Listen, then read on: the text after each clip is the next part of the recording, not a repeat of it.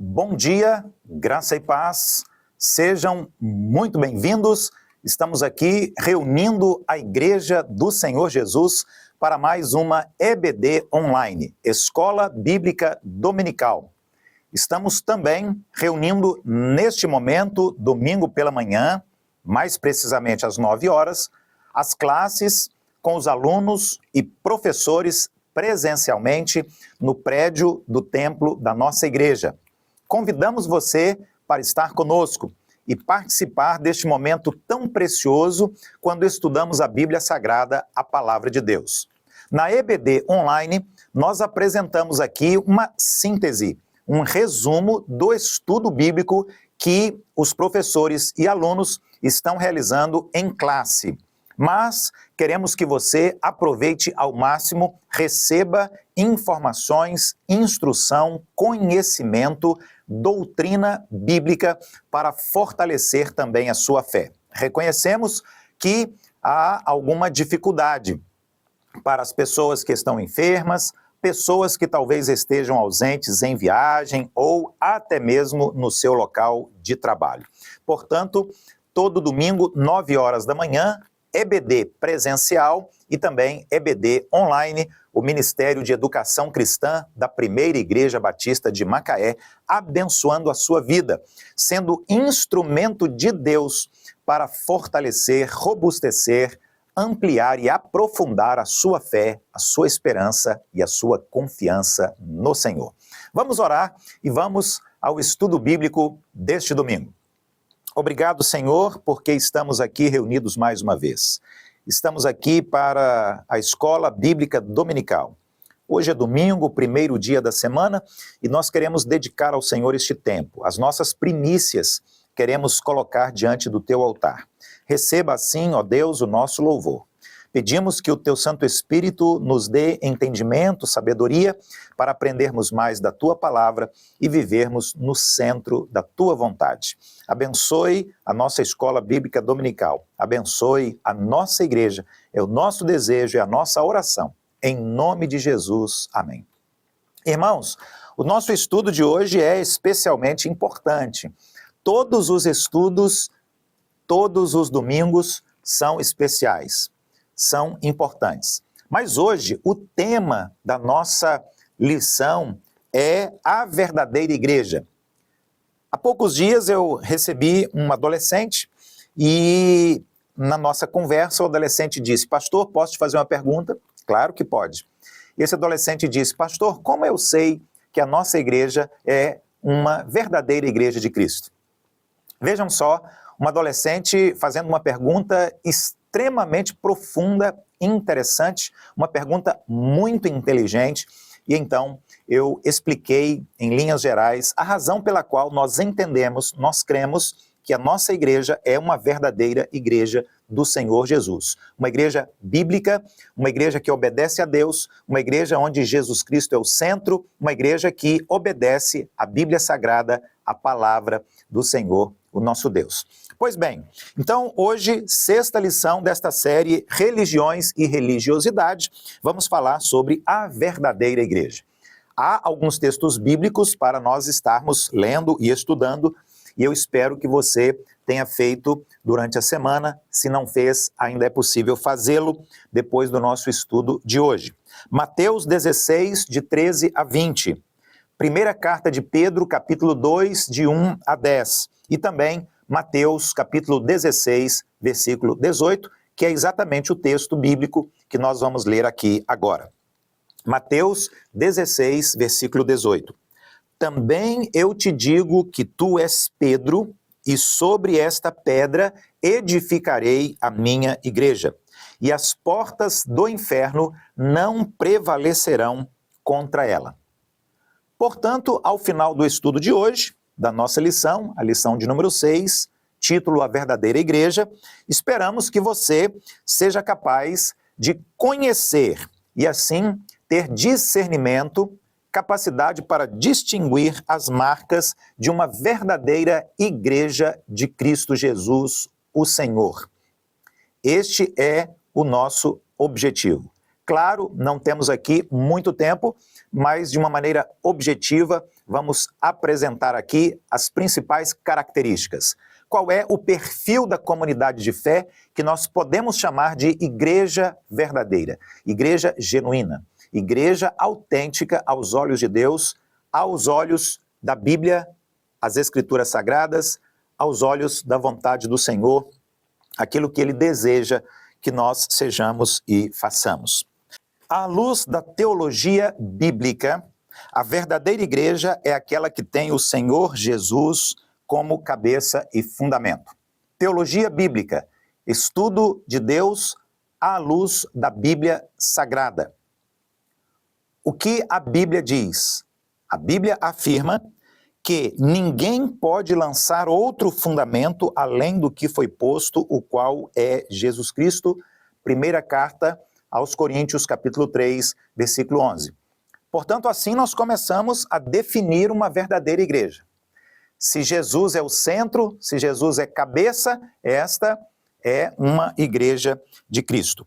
Em sua eternidade, Deus determinou que o seu Filho, Jesus, teria a sua imagem e semelhança e que nós deveríamos segui-lo como comunidade de amor, perdão, amor, proclamação e serviço. A igreja, ela é uma igreja centralizada em Jesus. Mateus 18, 20. Porque onde estiverem 2 ou 3 reunidos em meu nome, ali estarei no meio deles. Não precisamos ter um endereço fixo, sermos uma igreja necessariamente local, como nós tão bem conhecemos, porque quando 2 salvos, 3, 4, 5 estão reunidos, ali nós temos, de certa forma, uma igreja do Senhor Jesus. Por essa igreja, Jesus deu a sua vida e derramou o seu precioso sangue. Jesus, na cruz do Calvário, nos comprou com este preço tão precioso e por ela, a igreja, ele fez a promessa. E sobre esta pedra edificarei a minha igreja e as portas do inferno não prevalecerão contra ela. Mateus 16, 18. Naturalmente que neste diálogo entre Jesus e Pedro, Jesus não estava em absoluto afirmando que Pedro era a pedra e que ele, Jesus, edificaria a igreja sobre a Pedro. Pedro não era o fundamento. Esta palavra aqui diz respeito ao próprio Senhor Jesus. Ele está dizendo para Pedro, Pedro, sobre esta pedra edificarei a igreja. Ele, Jesus, é o fundamento. Ele, Jesus, é a pedra fundamental. Ele, Jesus, é a estrutura, é a base. É a fé em Jesus, não em Pedro, o apóstolo. É a fé naquilo que Jesus fez, naquilo que Jesus falou acerca do reino de Deus e o fato de Jesus ter dado a sua vida na cruz do Calvário e ressuscitado ao terceiro dia. Pedro não foi crucificado na cruz do Calvário, Pedro não ressuscitou ao terceiro dia, Pedro não é filho de Deus, Pedro não é Messias. Portanto, esta é a correta interpretação deste texto. A verdadeira igreja, então, é formada por homens e mulheres, cristãos autênticos, que conhecem a verdade, que reconhecem a verdade e que amam a verdade, que é a revelação escrita de Deus, a Bíblia, a palavra de Deus, as Escrituras Sagradas. Nós vamos considerar hoje em nosso estudo aqui, falando sobre a verdadeira igreja, 4 aspectos distintivos da igreja do Senhor Jesus. 4 aspectos distintivos. Nós vamos nomear e vamos explicar um pouco, vamos explicar rapidamente quais são estas 4 características básicas que definem uma igreja genuína, uma igreja autêntica. Primeiro, Jesus Cristo é o fundamento dessa igreja. Afirmar que Jesus é o fundamento máximo, total, único e absoluto da igreja do Senhor Jesus significa aceito diante de Deus. A igreja jamais poderia ser solidamente edificada sobre qualquer outro fundamento. É impossível que a igreja se tornasse igreja. A comunhão dos santos salvos, resgatados, restaurados, regenerados, a não ser em Cristo Jesus, o Senhor. Seria impossível construir esta história, construir a fé, construir a doutrina, construir a igreja em todos os seus sentidos e aspectos, a não ser Cristo, porque somente ele é aceito por Deus. Somente o sacrifício de Jesus é aceito por Deus. Somente a sua morte e ressurreição é aceita por Deus. Isso significa afirmar que não há outro caminho, não há outra alternativa, não há outra opção, não há outro jeito, porque Deus só aceita a igreja, ele só aceita a salvação, ele só aceita cada um de nós através de Jesus. Em segundo lugar, poderoso para salvar. A garantia da verdadeira igreja é única e está fundamentada sobre o único que efetivamente pode salvar. Nenhum líder, nenhum pastor, nenhum santo, nenhum profeta, nenhum guru, só Jesus. Nada na natureza, nada no universo. Só Jesus pode salvar. Só ele tem o poder para salvar, porque ele conquistou este poder na cruz do Calvário e na ressurreição. Como nós bem cremos, o túmulo está vazio. Em terceiro lugar, tudo isto, Jesus foi capacitado na cruz. Na cruz, Jesus carregou sobre os seus próprios ombros o peso de todos os pecados de toda a humanidade, todas as enfermidades espirituais. Ele, Jesus, o único que sofreu, deu a sua vida para a salvação dos pecadores indignos e espiritualmente adoecidos, como eu e como você também. Em quarto lugar, constituído canal exclusivo entre Deus e os homens. Nenhum outro meio, nenhum outro caminho que não Jesus Cristo. Nenhum outro é reconhecido, nenhum outro é aceito por Deus. O único mediador entre Deus e os homens é Jesus Cristo, o Messias, o Senhor, o Salvador, o Filho de Deus. Em segundo lugar, Jesus Cristo é o cabeça dessa igreja. Jesus é o cabeça, aquele que está acima, aquele que governa, aquele que comanda todo o corpo que é a igreja. É assim que a Bíblia diz. Colossenses 1,18 afirma que Jesus Cristo é o cabeça da igreja. Isso significa que uma igreja verdadeira, uma igreja de Cristo Jesus, o Senhor, é aquela onde Jesus é Senhor. Essa igreja é formada por homens e mulheres que aceitam o governo de Jesus, o senhorio de Jesus, e está sempre obedecendo às suas ordens, seus mandamentos, suas leis, suas ordenanças, sua vontade. Bom, dizer isso, que Jesus é o cabeça da igreja, significa, primeiro, ele dá direção, ele direciona, ele é o soberano e ele dá a direção. Ele diz, vamos por aqui, vamos por ali, vamos fazer isto, vamos fazer aquilo outro.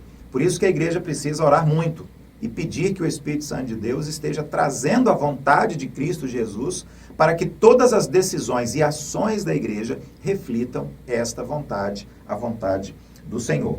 Em segundo lugar, ele supre todas as nossas necessidades. Sendo Jesus cabeça do corpo, ele supre todas as nossas necessidades.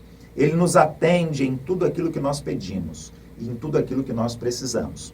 Conversava com um pastor e ele estava dizendo sobre essa verdade bíblica maravilhosa. Todas as igrejas verdadeiras de Jesus possuem tudo o que elas precisam para aquilo que Deus quer que aquela igreja seja e faça. Todos os dons espirituais, todos os recursos humanos e materiais, todos os recursos financeiros, tudo que Deus quer que aquela igreja seja e faça, ele supre, ele envia, de maneira que esta igreja pode fazer, com certeza, a vontade de Deus. 3, ele exerce autoridade. A autoridade máxima foi dada a ele, no céu e na terra. Mateus 28:18. Qual é a autoridade máxima da igreja? O governo? Não. É o pastor? Não. A diretoria? Também não. O conselho diaconal? Não. O conselho de obreiros? Não. Quem manda na igreja é ele, é Cristo. Ele é que tem toda a autoridade, ele é que tem todo o poder sobre a vida desta igreja. Bom, e agora, muito importante também, quando falamos hoje na nossa lição sobre a verdadeira igreja de Jesus Cristo, em terceiro lugar, vamos falar sobre os membros desta igreja. As pessoas que fazem parte desta igreja. os homens e as mulheres. Ora, eles são basicamente homens regenerados, restaurados em Cristo. Mulheres regeneradas, restauradas em Cristo Jesus, como está escrito na segunda carta aos Coríntios, no capítulo 5, no versículo 17. O Evangelho, e só ele, só o Evangelho, as boas novas de Cristo, as boas novas de Jesus. Somente o Evangelho é capaz de tornar uma pessoa uma nova criatura, uma nova criação, um novo ser, como é simbolizado no batismo, sepultado com Cristo e ressuscitado com Cristo. O velho homem morreu e foi sepultado, não existe mais. O novo homem nasceu e agora é uma nova vida em Cristo. Aquilo que Jesus disse para Nicodemos. A figura do oleiro também é muito interessante. Aqui temos uma outra ilustração capaz de esclarecer essa ideia de uma nova vida em Cristo. O vaso é inteiramente destruído e ele é completamente refeito. E agora ele é refeito de maneira perfeita pelo oleiro, que é o próprio Deus, na pessoa do seu Filho Jesus. Então, temos aqui mais uma maneira muito nítida, muito clara, para estarmos descrevendo os membros da verdadeira igreja. Primeiro, são pessoas libertas da escravidão do pecado. A Bíblia diz que em Cristo nós somos verdadeiramente livres. Livres do mundo, livres da condenação, livres de Satanás, livres da morte eterna. Na vida regenerada não reinam mais as inclinações da carne e dos pensamentos deste mundo. Por quê? Porque em Cristo Jesus agora nós pensamos naquilo que é do alto, pensamos mais naquilo que é eterno, pensamos mais naquilo que vem do Senhor e que é celestial. 2, sinceras, pessoas sinceras na fé. Paulo, o apóstolo, aplica a palavra sincera para falar sobre pureza. Alguém cuja vida agrada, alegra o coração de Deus. Quando Jesus foi batizado no Rio Jordão, por João o Batista, Deus o Pai disse, este é o meu filho em quem eu tenho muita alegria, muito prazer, porque ele me agrada. Jesus estava naquele momento o quê? Obedecendo à vontade de Deus o Pai. 3, são pessoas obedientes à verdade em amor. São obedientes, não por obrigação, mas porque amam. São obedientes não para que possam, de alguma forma, ganhar alguma coisa, mas porque amam a Deus. Ovelhas regeneradas aprendem a obediência pelo amor a Deus, pelo amor à palavra de Deus, pelo amor aos mandamentos do Senhor. Bom, em quarto lugar, sinais concretos de fé, esperança e amor, aquilo que está escrito na primeira carta aos Coríntios, no capítulo 13, versículo 13 também. Inegavelmente, aqui estão as características mais do que básicas, mais do que essenciais, que caracterizam os membros que estão fazendo parte desta igreja, onde Cristo é cabeça, a autêntica, verdadeira igreja do Senhor Jesus. Fé, amor e esperança. Fé, amor e esperança, como está muito bem escrito aqui na primeira carta aos Coríntios, capítulo 13, versículo 13. Primeiro, fé, que é um presente de Deus. O primeiro passo da conversão, da salvação, da regeneração é a fé. A fé é mais do que aceitar. A fé é confiar. A fé é entregar. É uma decisão que você toma de convidar Jesus Cristo para ser o Senhor da sua vida. Uma decisão que você toma de seguir a Cristo, de entregar a Ele o seu coração. Esperança. Esperança que não desaponta. A esperança dos salvos não confunde, porque a nossa esperança não está em coisas, a nossa esperança não está em pessoas, a nossa esperança está em Cristo, a nossa esperança está em Deus.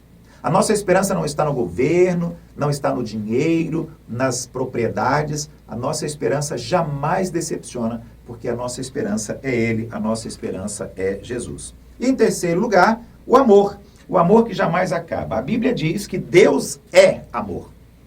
A Bíblia não diz que Deus possui, que Deus tem amor ou coisas semelhantes a estas, mas a Bíblia diz que a essência de Deus é o amor. Deus é amor. E se Deus é eterno, o mesmo ontem, hoje e sempre, então o amor é um amor que jamais acaba. Qualquer expressão de vida cristã desprovida de amor não é uma vida cristã autêntica, genuína e verdadeira. Para nós concluirmos, quero dizer que a verdadeira igreja ama a Jesus e ama a Deus, o Pai, de todo o seu coração. E quer sempre viver para agradá-lo, proporcionando a ele alegria. É uma igreja que as pessoas estão sempre obedecendo ao Senhor. Vivem para ele. Tudo é para ele. O seu prazer, o prazer deste homem, desta mulher que estão nessa igreja, é servir a Deus. Servir com amor, com zelo, com fidelidade e, claro, servir com liberalidade. Não está em nós o redefinir a verdade, porque a igreja local, da qual nós somos membros, deve se encaixar naquilo que a Bíblia diz, não nas nossas preferências, ou pontos de vista, ou desejos, ou necessidades, ou conveniências, mas devemos seguir a Bíblia, a palavra do Senhor, o nosso Deus. E, finalmente, como está escrito na Confissão de Fé de Westminster, as igrejas mais puras debaixo do céu estão sujeitas à mistura e ao erro. Algumas têm se degenerado ao ponto de não serem mais igrejas de Cristo, mas sinagogas de Satanás. Não obstante, haverá sempre sobre a terra uma igreja para adorar a Deus segundo a vontade dele mesmo. Isso faz lembrar o que Jesus falou sobre o joio e o trigo, que é uma triste realidade. Devíamos todos nós fazermos parte de uma igreja que se identifica tão somente como trigo diante do Senhor. Que Deus nos abençoe. Próximo domingo, 9 horas da manhã, EBD online e também nas classes EBD presencial com os alunos e professores estudando a Bíblia Sagrada, a palavra do Senhor, o nosso Deus. Daqui a pouco, às 10 horas e 10 minutos, o culto da manhã e logo mais à noite, às 19 horas, o nosso culto. Hoje, estamos celebrando a Ceia do Senhor. Estamos celebrando a Ceia do Senhor no culto da manhã e também no culto da noite. Sexta-feira, chamada Santa. Hoje, domingo, nós estamos também celebrando a Páscoa de Cristo Jesus. Você e sua família, seus amigos, estão convidados. Até lá, Deus continue abençoando a sua vida e o seu lar também.